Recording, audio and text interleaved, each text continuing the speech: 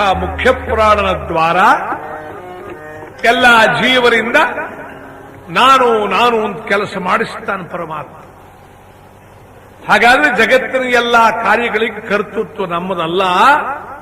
ಆ ಜೀವನಿಗೆ ಕರ್ತೃತ್ವ ಕೊಟ್ಟ ಪರಮಾತ್ಮ ಪರಾಧೀನನಾದ ಜೀವನು ಈಶ್ವರೇಚ್ಛೆಯಂತೆ ತನ್ನ ಕರ್ತವ್ಯ ಕರ್ಮಗಳನ್ನು ಮಾಡ್ತಾನೆ. ಇದನ್ನು ತಿಳ್ಕೊಂಡು ಪ್ರಾರಬ್ಧದಲ್ಲಿ ಸುಖವಾಗಲಿ ದುಃಖವಾಗಲಿ ಇದಕ್ಕಾಗಿ ಕದಲದೆ ದಾಸರು ವರ್ಣನೆ ಮಾಡ್ತಾರೆ. ಸುಖವಾಗಿರಲಿ ದುಃಖವಾಗಿರಲಿ ಸಖನಾಗಿರು ನೀ ಪಾಂಡುರಂಗ. ಇದನ್ನು ಎಲ್ಲರೂ ಹೇಳಬೇಕು. ಸುಖವಾಗಿರಲಿ ದುಃಖವಾಗಿರಲಿ ಸಖನಾಗಿರು ನೀ ಪಾಂಡುರಂಗ. ಸುಖವಾಗಿರಲಿ ದುಃಖವಾಗಿರಲಿ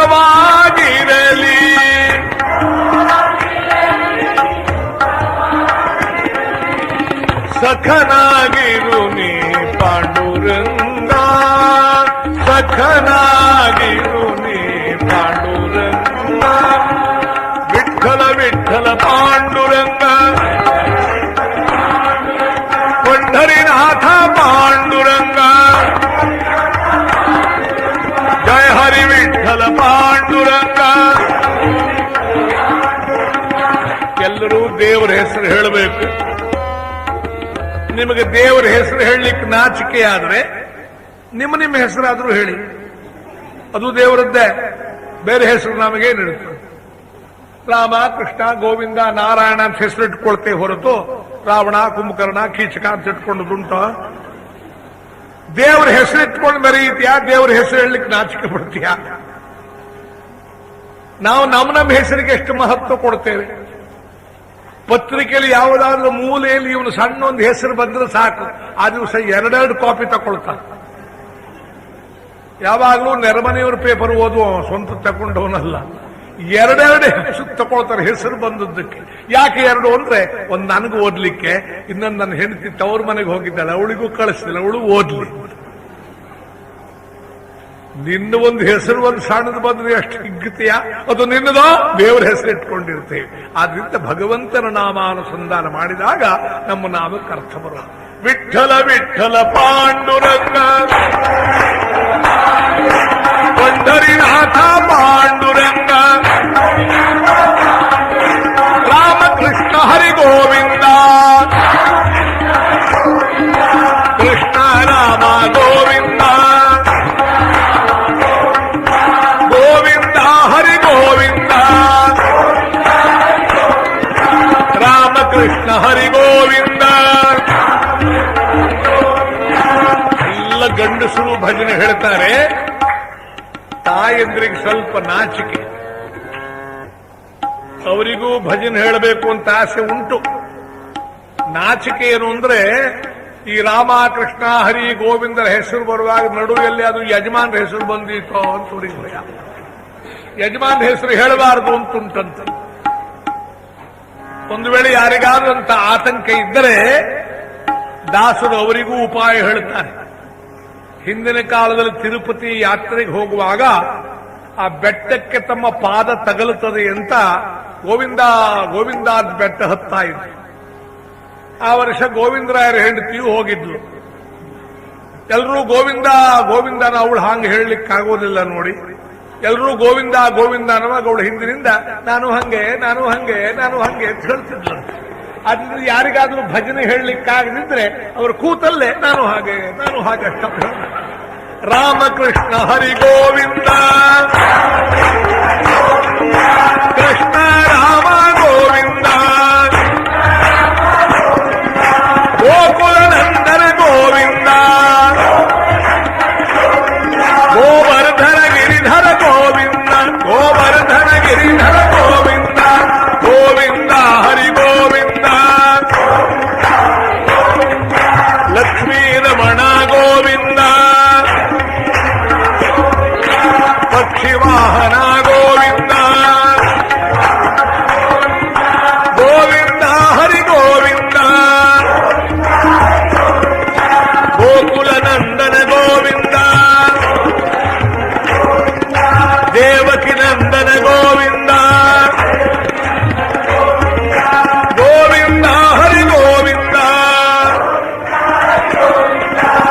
ನೋಡಿ, ಎಲ್ಲ ತಾಯಂದರು ಭಜನೆ ಹೇಳ್ತಾರೆ. ಕೆಲವು ಯಜಮಾನರು ಗಂಡಸರು ಸುಮ್ಮನೆ ಕೂತಿದ್ದಾರೆ. ಸ್ವಾಮಿ, ತಾವ್ಯಾಕೆ ಭಜನೆ ಹೇಳೋದಿಲ್ಲ ಅಂದ್ರೆ, ನಮ್ಮ ಮನೆಯಾಕೆ ಬಂದಿದ್ದಾಳೆ, ಅವಳು ಹೇಳಿದ್ರೆ ಸಾಕು. ನಮ್ಮಲ್ಲಿ ಹೆಣ್ಣು ಮಕ್ಕಳೆಲ್ಲ ಪುಣ್ಯ ಮಾಡಿದ್ರೆ ಅದರ ಪಾಲು ಬರುತ್ತದೆ ಎಂದು ಗಂಡಸರು ಕಾದು ಕೂತಿದ್ದಾರೆ. ಆದ್ರೆ ನಮ್ಮ ಹಿಂದೂ ಧರ್ಮದಲ್ಲಿ ಅದಕ್ಕೆ ಅವಕಾಶ ಇಲ್ಲ. ಅಧ್ಯಾತ್ಮವು ವ್ಯಕ್ತಿಗತ ಸಾಧನ. 9ನೇ ಶತಮಾನದಲ್ಲಿ ಅವತರಿಸಿದ ಅಚಲಾನಂದ ವಿಠಲರು ಹೇಳ್ತಾರೆ, ಗಂಡ ಮಾಡಿದ ಪುಣ್ಯ ಹೆಂಡತಿಗೆ ಸಮಪಾಲು, ಹೆಂಡತಿ ಮಾಡಿದ ಪುಣ್ಯ ಗಂಡನಿಗಿಲ್ಲ. ಗಂಡ ಮಾಡಿದ ಪಾಪ ಹೆಂಡತಿಯದಲ್ಲ, ಹೆಂಡತಿ ಮಾಡಿದ ಪಾಪ ಗಂಡನಿಗೆ. ತೋಂಡ ರಕ್ಷಕ ಅಚಲಾನಂದ ವಿಠಲ, ನಿಗಂಡ ನ ಹೆಂಡತಿ. ಗಂಡ ಮಾಡಿದ ಪುಣ್ಯ ಹೆಂಡತಿಗೆ ಸಮಪಾಲು. ಭಾರತೀಯರಲ್ಲಿ, ಹಿಂದೂಗಳಲ್ಲಿ ನಮ್ಮ ಕ್ರಮ ಇದೆ. ಯಾವುದೇ ದಾನ ಧರ್ಮ ಶುಭ ಶೋಭನ ಮಾಡಬೇಕಾದ್ರೆ ಹೆಂಡತಿ ಬಲಭಾಗದಲ್ಲಿದ್ದು ನೀರು ಬಿಡಬೇಕು. ಒಬ್ಬ ಕೇಳಿದ, ದಾಸರೇ, ನಮ್ಮ ಭಾರತ ದೇಶದಲ್ಲಿ ಎಲ್ಲಾ ಮತದವರು ಇರುವಾಗ ಬರೀ ಹಿಂದೂಗಳು ಅಂತ ಯಾಕೆ ಗುರುತಿಸಿ ಹೇಳ್ತೀರಿ? ಹೌದಪ್ಪ, ನಮ್ಮ ಹಿಂದೂಗಳೆಲ್ಲ ಆ ಕ್ರಮ ಇದೆ, ಹೆಂಡತಿ ಬಲಭಾಗದಲ್ಲಿ ನೀರು ಬಿಡಬೇಕು ಅಂತ ಉಂಟು. ಇತರ ಮತೀಯರು ಇದ್ದಾರೆ, ಅವ್ರಿಗೆ ಒಬ್ಬೊಬ್ಬರಿಗೆ 3-4 ಹೆಂಡ್ರು ಇರ್ತಾರಂತೆ. ಅವ್ರು ಎಲ್ಲೆಲ್ಲಿದ್ದು ನೀರು ಬಿಡ್ತಾರೋ ನಂಗೆ ಗೊತ್ತಿಲ್ಲ. ನೀನ್ ನಿನ್ನದ ಧರ್ಮ ಹೇಳೋದು ಹೊತ್ತು ಪ್ರಪಂಚ ಎಲ್ಲ ಹೇಳಲಿಕ್ಕೆ ಬರ್ತದಪ್ಪ. ನಮ್ಮಲ್ಲ ಪದ್ಧತಿ ಇದೆ, ಹೆಂಡತಿ ಆ ಕದ್ದನ್ನು ಬಿಟ್ರೆ ಅರ್ಧ ಪುಣ್ಯ ಉಳಿ. ಗಂಡ ಮಾಡಿದ ಪುಣ್ಯ ಹೆಂಡತಿಗೆ ಸಮಪಾಲು. ಇವ ಯಾವುದೇ ಧರ್ಮ ಕಾರ್ಯ ಮಾಡಬೇಕಾದ್ರೆ ಆಕೆ ನೀರು ಬಿಡಬೇಕು, ಆಗ ಧರ್ಮ ಪೂರ್ಣ ಆಗೋದು. ಅದಕ್ಕೆ ಹೆಂಡತಿಗೆ ಧರ್ಮ ಪತ್ನಿ ಅಂತ ಹೆಸರು. ಎಷ್ಟು ದಾನ ಮಾಡಿದ ಗಂಡನಿಗೆ ಒಬ್ಬರು ಅವನು ಧರ್ಮಪತಿ ಅಂತ ಈ ತನಕ ಕರೆದದ್ದಿಲ್ಲ. ಪ್ರಪಂಚದಲ್ಲಿ ಧರ್ಮಪತಿ ಅಂತ ಇಲ್ವೇ ಇಲ್ಲ, ಧರ್ಮಪತ್ನಿ ಅಂತಿದ್ದಾರೆ. ಆ ಧರ್ಮ ಕಾರ್ಯಕ್ಕೆ ಆಕೆ ಸಹಾಯ. ಹಾಗಂತ ಹೆಂಡತಿ ಮಾಡಿದ ಪುಣ್ಯ ಗಂಡನಿಗೆ. ಹೆಣ್ಣು ಮಕ್ಕಳು ಸೋಮವಾರ ವ್ರತ ಅಂತ ಮಾಡ್ತಾರೆ. 16 ಸೋಮವಾರ ಮಾಡಿ ಅವರೇ ಉದ್ಯಾಪನ ಮಾಡೋದು. ಇವ ನೀರು ಬಿಡಬೇಕು ಅಂತಿಲ್ಲ. 16 ಸೋಮವಾರ ಮಾಡಿ ಆಮೇಲೆ ಸೋಮವಾರ ಇಲ್ಲ ಅಂತ.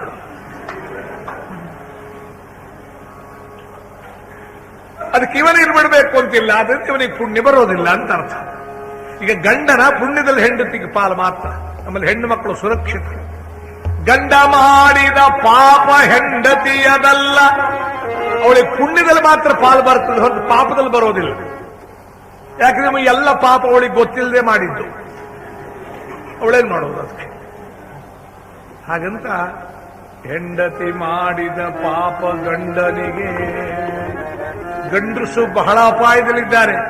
ಅರ್ಧ ಪುಣ್ಯ ಅವಳಿಗೆ ಹೋಗ್ತದೆ, ಅವಳು ಮಾಡಿದ ಅರ್ಧ ಪಾಪ ಇವನಿಗೆ ಬರ್ತದೆ. ಹೀಗಂದು ಕೊನೆಗೆ ಆ ಭಕ್ತರು ದೇವರನ್ನು ಬೇಡ್ತಾರೆ, ದೇವ ನೀ ಗಂಡನ ಹೆಂಡತಿ. ಹೀಗಾದ್ರೆ ನಿನ್ನ ಪುಣ್ಯ ಎಲ್ಲ ನನಗೆ, ನನ್ನ ಪಾಪ ಎಲ್ಲ ನಿನಗೆ, ನಾನು ಉದ್ಧಾರ ಆಗ್ತದೆ. ಭಗವಂತನಲ್ಲಿ ಹಾಗೆ ಬೇಡ್ತಾರೆ. ವಿಠ್ಠಲ ವಿಠ್ಠಲ ಪಾಂಡುರಂಗ ಪಂಢರಿನಾಥ ಪಾಂಡುರಂಗ ಶ್ರೀನಿವಾಸ ಗೋವಿಂದ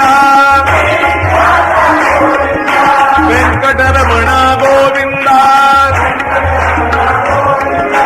ಪದ್ಮಾವತಿಪತಿ ಗೋವಿಂದ ಪದ್ಮನಾಭ ಹರಿ ಗೋವಿಂದ ಗೋವಿಂದ ಹರಿ ಗೋವಿಂದ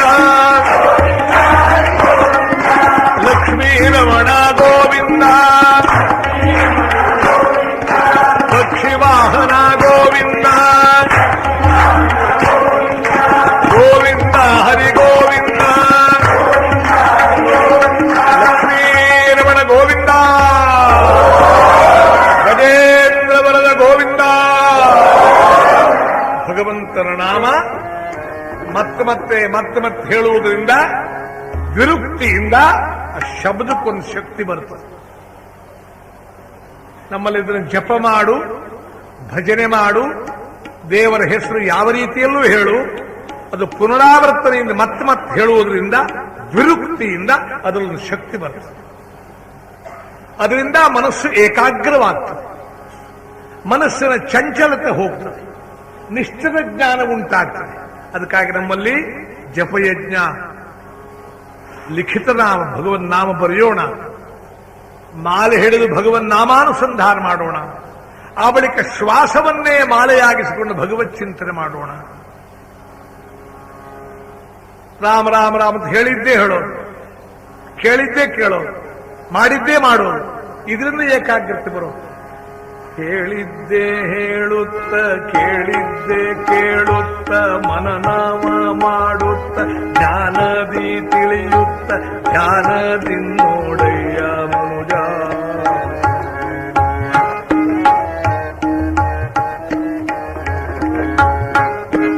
ಹೇಳಿದ್ದೇ ಹೇಳುತ್ತ, ಕೇಳಿದ್ದೇ ಕೇಳುತ್ತ, ಮನನಾಮ ಮಾಡುತ್ತ, ಜ್ಞಾನದಿ ತಿಳಿಯುತ್ತ, ಜ್ಞಾನದಿ ನೋಡಯ್ಯ ಮನುಜ.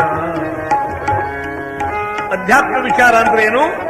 ಹೇಳಿದ್ದೇ ಹೇಳೋ, ಕೇಳಿದ್ದೇ ಕೇಳೋ. ಒಬ್ಬ ಕೇಳಿದ ದಾಸರೇ, ನೀವು ಯಾವಾಗಲೂ ಭಕ್ತಿ ಮುಕ್ತಿ ಭಜನೆ ಹೇಳಿದ್ದೇ ಹೇಳ್ತಿರಲ್ಲ, ಸ್ವಲ್ಪ ಹೊಸ್ತು ಹೇಳಿ. ದಾಸರಂದ್ರು, ನಾನು ನಿನ್ನೆ ಹೇಳಿದ್ದೀನಿ, ಮಾಡಿದ್ಯೋ? ಇಲ್ಲ, ಅದಕ್ಕೆ ಮತ್ತೆ ಹೇಳೋ. ಹೇಳಿದ್ದೇ ಹೇಳುತ್ತ, ಕೇಳಿದ್ದೇ ಕೇಳುತ್ತ, ಮನನಾಮ ಮಾಡುತ್ತ. ದೇವರ ವಿಚಾರ ಎಷ್ಟು ಸಲ ಕೇಳಿದ್ರು ಮತ್ತೆ ಚಿತ್ತ ಆ ಕಡೆ ಕೊಡಬೇಕು. ಈ ದ್ವಿರುಕ್ತಿಯಿಂದ ಅದನ್ನು ಮತ್ತೆ ಮಾಡುವುದರಿಂದ ಮನಸ್ಸು ಏಕಾಗ್ರವಾಗ್ತದೆ. ಅದು ನಾವೇ ಮಾಡಬೇಕಾದ್ದೇ ಹೊರತು ಅದಕ್ಕೆ ಬದಲಿ ಜನ ಅಂತಿಲ್ಲ. ಬೆಂಗಳೂರಲ್ಲಿ ಒಬ್ಬ ವಿದ್ಯಾರ್ಥಿ ಬಂದು ಹೇಳಿದ, ದಾಸರೇ ಏನು ಮಾಡಿದ್ರು ಪರೀಕ್ಷೆ ಹತ್ತಿರ ಬಂದಿದೆ, ಓದ್ಲಿಕ್ಕೆ ಮನಸ್ಸು ದೃಢವಾಗುವುದಿಲ್ಲ. ರಾತ್ರಿ ಎಲ್ಲ ಓದಿ ನೋಡಿದೆ, 3-4 ಸಲ ಚಹಾ ಮಾಡಿ ಕುಡಿದೆ, ಕೂತ್ಕೊಂಡು ಓದ್ದೆ, ನಿಂತ್ಕೊಂಡು ಓದ್ದೆ, ಮಲ್ಕೊಂಡು ಓದ್ದೆ, ಏನು ಮಾಡಿದ್ರು ಏಕಾಗ್ರವಾಗುವುದಿಲ್ಲ, ಏನು ಮಾಡಲಿ? ದಾಸಂದ್ರು, ಮಗು, ನೀನು ನಾಳೆ ಸಾಯಂಕಾಲದೊಳಗೆ ಶ್ರೀರಾಮ ಶ್ರೀರಾಮ ಜೈ ಶ್ರೀರಾಮ್ ಜೈ ಶ್ರೀರಾಮ್ ಜೈ ಶ್ರೀರಾಮ್ ಹೀಗೆ 10,000 ಬಾರಿ ಬರಿ. ಹಾಗೆ ಬರೆದು ಏಕಾಗ್ರ ಉಂಟಾಗ್ತದೆ ಚಿತ್ತ. ಆಮೇಲೆ ಪುಸ್ತಕ ಓದು, ಎಲ್ಲ ಮನವರಿಕೆ ಆಗ್ತದೆ. ಹಾಗೆ ಮಾಡ್ತೇನೆ ದಾಸರೆಯಿಂದ. ಮರುದಿನ ಬೆಳಿಗ್ಗೆ 10 ಗಂಟೆಗೆ ಬಂದಿದ್ದ. 10,000 ಜೈ ಶ್ರೀರಾಮ್ ಶ್ರೀ ತಂದಿದ್ದೇನೆ ನೋಡ್ರಿ. ಜೈ ಶ್ರೀರಾಮ್ ಜೈ ಶ್ರೀರಾಮ್ 10,000. ಇಷ್ಟು ಬೇಗ ಹೇಗೆ ಬರೆದಿಯೋ 10,000? ಅದು ಜೆರಾಕ್ಸ್ ಮಾಡ್ಕೊಂಡು ಬಂದಿದ್ದೇನೆ ದಾಸರೇ ಅಂದ. ನೋಡಿ, ಈಗ ದೇವರನ್ನು ಜೆರಾಕ್ಸ್ ಮಾಡಿಸ್ತೀವಿ. ನಾವಷ್ಟು ಯಾಂತ್ರೀಕರಿಸಿದ್ಬಿಟ್ಟಿದ್ದೆ. ನೀನು ಹೇಳಬೇಕಾದ ಬದಲಿ ಜನ ಇಲ್ಲ. ಅದಕ್ಕೆ ದಾಸರಂದ್ರು, ಮಗು, ನೀನು 10,000 ರಾಮನಾಮ ಜೆರಾಕ್ಸ್ ಮಾಡ್ಕೊಂಡು ಬಂದಿದ್ದೆ ಆದ್ರೆ ಆ ಜೆರಾಕ್ಸ್ ಮಿಷನ್ ಪಾಸ್ ಆಗ್ತದೆ, ನೀ ಪಾಸ್ ಆಗೋದು. ನಿನ್ನೊಳಗೆ ಆ ಭಗವಂತನ ನಾಮ ಪ್ರೇಮ ಉಂಟಾಗಬೇಕು. ಅದನ್ನು ಹೇಗೂ ಹೇಳು, ಜಪವಾಗಿ ಹೇಳು, ವೈಖರಿ ಗಟ್ಟಿಯಾಗಿ ಭಜನೆ ಹೇಳು, ಇಲ್ಲ ಉಪಾಂಶವು ಮೆಲ್ಲಗೆ ಹೇಳು, ಅಥವಾ ಮಾನಸಿಕವಾಗಿ ಚಿಂತಿಸು. ಎಂತಾದರೂ ನಿನ್ನ ಮನಸ್ಸು ಆ ಕಡೆ ಕೊಡು. ಪ್ರಪಂಚದ ಸುಖ ದುಃಖ ನಿನ್ನ ಕದಲಿಸಬಾರದು. ಯಾಕೆ? ಇದು ಬರ್ತದೆ ಹೋಗ್ತದೆ. ಸುಖ ದುಃಖಗಳ ಆಗಮಾಪಾಯಗಳು, ಇದು ಶಾಶ್ವತವಾಗಿ ನಿಲ್ತಕ್ಕಂಥದ್ದಲ್ಲ. ಸುಖವೂ ಕ್ಷಣಿಕ, ದುಃಖವೂ ಕ್ಷಣಿಕ. ಇದು ಬರ್ತದೆ ಹೋಗ್ತದೆ. ನೆಂಟರು ಬಂದು ಹೋದ ಹಾಗೆ. ಮನೆಗೆ ನೆಂಟರು ಬರ್ತಾರೆ ಅಂತ ಗೊತ್ತಾದ ತಕ್ಷಣ ಮನೆ ಮಂದಿಗೆಲ್ಲ ಸಂತೋಷ ಆಗ್ತದೆ. ನೆಂಟರು ಬರ್ತಾರೆ ಅಂತ ಮನೆ ಗುಡಿಸೋದು, ಸಾರಿಸೋದು, ಶುದ್ಧ ಮಾಡೋದು, ಪಕ್ಕದ ಮನೆಯವರು ಜಮಖಾನ್ ತಂದು ಹಾಕೋದು. ನೆಂಟರು ಬರ್ತಾರೆ. ಆ ಬರ್ತಾರೆ ಎಂದಾಗ ಸಂತೋಷ. ಬಂದ ಮೇಲೆ ಸಂತೋಷ ಉಂಟೋ? 8-10 ಜನ ಬಂದಿದ್ದಾರೆ, 10-15 ದಿವಸ ಆಯ್ತು. ಬರ್ತಾರೆ ಎಂದಾಗಿದ್ದು ಸಂತೋಷ ಈಗ ಇಲ್ಲ. ಇನ್ನು ಸಂತೋಷ ಆಗೋದು ಯಾವಾಗಂದ್ರೆ, ನೆಂಟರು ಹೇಳಿದ್ರು ನಾವು ನಾಳೆ ಹೋಗ್ತೇವೆ, ಹೋಗ್ತಾರಂತೆ ಆಗೋನ್ ಸಂತೋಷ. ಬರ್ತಾರಂದಾಗ ಸಂತೋಷ, ಹೋಗ್ತಾರಂದಾಗ ಸಂತೋಷ, ಮಧ್ಯೆ ನಿಂಗೆ ಸಂತೋಷ. ಆ ನೆಂಟರು ಎಷ್ಟು ಬುದ್ಧಿವಂತರು ಅಂದ್ರೆ, ಅವರ ಅಂಗಳದಲ್ಲಿ ನಿಂತು ಬರ್ತೇವೆ ನಾವು ಅಂತ, ನೆಂಟರು ಹೋಗ್ತೇವೆ ಅಂತ ಹೇಳೋದಿಲ್ಲ. ಬರ್ತೇವೆ ಅಂದ್ರು. ಇವರಿಗೆ ಹೆದರಿಕೆ ಕೆಲವು ನಾಳೆ ಬೆಳಿಗ್ಗೆ ಬರ್ತಾರೋ ಭಯ. ಈ ಪ್ರಪಂಚಕ್ಕೆ ನಾವು ನೆಂಟರು ಬಂದ ಹಾಗೆ ಬಂದ. ದೋ ದಿನ ಕಾ ಮೆಹಮಾನ ಮೆಹಮಾನ ದೋ ದಿನ ಕಾ ಮೆಹಮಾನ ದೇವಳ ದೋ ದಿನ ಕಾ ಮೆಹಮಾನ.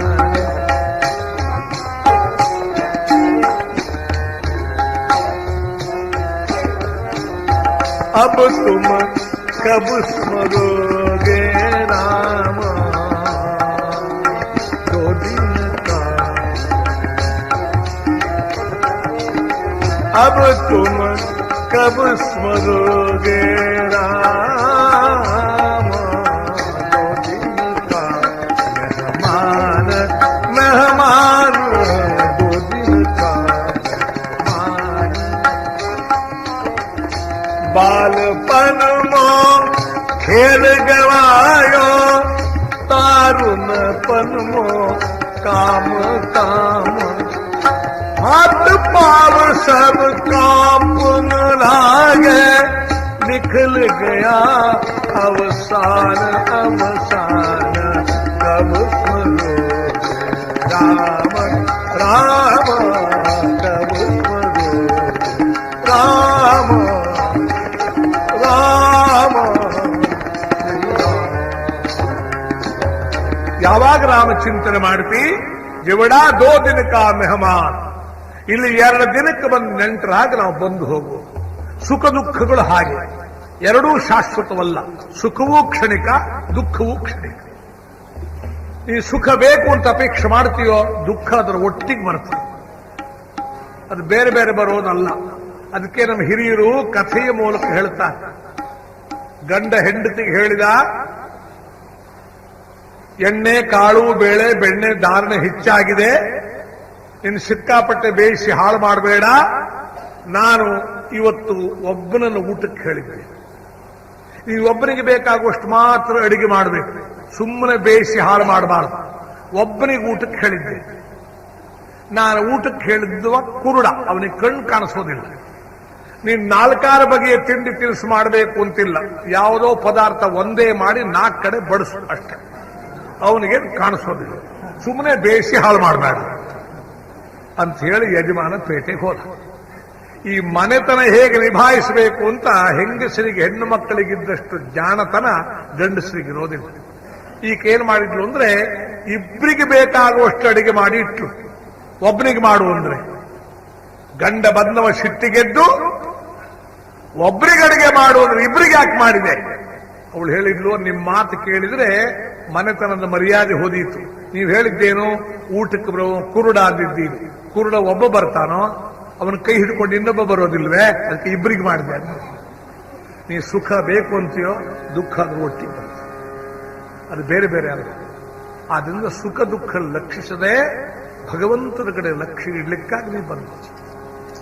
ಈ ಸುಖ ದುಃಖ ನೀ ಬದುಕಿರುವಷ್ಟು ಕಾಲ ಬರ್ತದೆ. ಸತ್ತ ಶರೀರಕ್ಕೆ ಏನಿರ್ತದೆ? ರೋಗ ರುಜಿನಗಳಿದ್ದ ಹಾಗೆ. ಒಬ್ಬರಿಗೆ ಬಹಳ ವಯಸ್ಸಾಗಿತ್ತು, ಆಗಿಂದಾಗ ಅವನಿಗೆ ಹುಷಾರಿಲ್ಲ. ಡಾಕ್ಟರ್ ಹತ್ರ ಹೋದ, ಅವರು ಪರೀಕ್ಷೆ ಮಾಡ್ತಾರೆ, ಔಷಧ ಕೊಡ್ತಾರೆ. ಸೊಂಟ ನೋವು ಹೋಗುತ್ತೆ, ಕಾಲು ನೋವು ಬರ್ತದೆ, ಕಾಲು ನೋವು ಹೋಗುತ್ತೆ, ತಲೆನೋವು ಬರ್ತದೆ. ಅವಾಗ ಕೇಳಿದ್ರೆ, ಡಾಕ್ಟ್ರೇ ಮೇಲಿಂದ ಮೇಲೆ ನೋವು ಬರ್ತದಲ್ಲ, ಯಾಕೆ? ಡಾಕ್ಟರ್, ಯಾಕೆಂದ್ರೆ ನೀವು ಬದುಕಿದ್ದೆ ಅದಕ್ಕೆ ಅಂದ್ರು. ಹೌದು, ಸತ್ರ ಮೇಲೆ ಸುಖ ದುಃಖ ಬದುಕಿದ್ದಾಗಲ್ಲ ಸುಖ ದುಃಖ ಬರತಕ್ಕಂಥ. ಹಾಗಾದ್ರೆ ಕೈ ಕಾಲಿಗೆ ನೋವು ಬರೋದು ಅರ್ಥ ಏನು? ಬದುಕಿನ ಲಕ್ಷಣ. ಹೆಣಕ್ಕೆ ಬರೋದಿಲ್ವಲ್ಲ. ಹಾಗಾದ್ರೆ ಬದುಕಿನ ಲಕ್ಷಣ ಸುಖ ದುಃಖಗಳು ಬರ್ತಾರೆ. ಅದ್ರಲ್ಲಿ ಬೇಕು ಬೇಡ ಅಂತ ಹೇಳಲಿಕ್ಕೆ ಆಗೋದಿಲ್ಲ. ಆದ್ರೆ ಲಕ್ಷ್ಯ ಮಾತ್ರ ಭಗವಂತನ ನಿರಂತರ ಇಡುತ್ತೆ ನೀನು. ಹಾಗಿರಲಿಕ್ಕಾಗಿ ಹೇಗಿರಬೇಕು ಸಂಸಾರದಲ್ಲಿ? ಪಕ್ಷಿ ಬಂದಿತು ಅಂಗಳದಲ್ಲಿ, ಪಕ್ಷಿ ಬಂದಿತು ಅಂಗಳದಲ್ಲಿ, ಹಾರಿ ಹೋಯಿತು ಆ ಕ್ಷಣದಲ್ಲಿ. ವಸತಿಗಾರ ವಸತಿಗೆ ಬಂದ, ಹೊತ್ತಾರೆ ಎದ್ದು ಹೊರಟೆ ಹೋದ ಹಾಗೆ ಇರಬೇಕು ಸಂಸಾರದಲ್ಲಿ. ಹಂಗೆ ಬರೆದೀತು ಪ್ರಾಚೀನದಲ್ಲಿ ಇರಬೇಕು ಸಂಸಾರದಲ್ಲಿ. ಹೇಗಿರಬೇಕು ಅಂದಾಗ ಪಕ್ಷಿ ಬಂದಿತು ಅಂಗಳದಲ್ಲಿ, ಹಾರಿ ಹೋಯಿತು ಆ ಕ್ಷಣದಲ್ಲಿ. ದಾಸರು ಸುಮ್ಮನೆ ಪದ ಬರೆದದ್ದಲ್ಲ ಇದು. ಭಾಗವತದಲ್ಲಿ ಖಗವತ್ಯ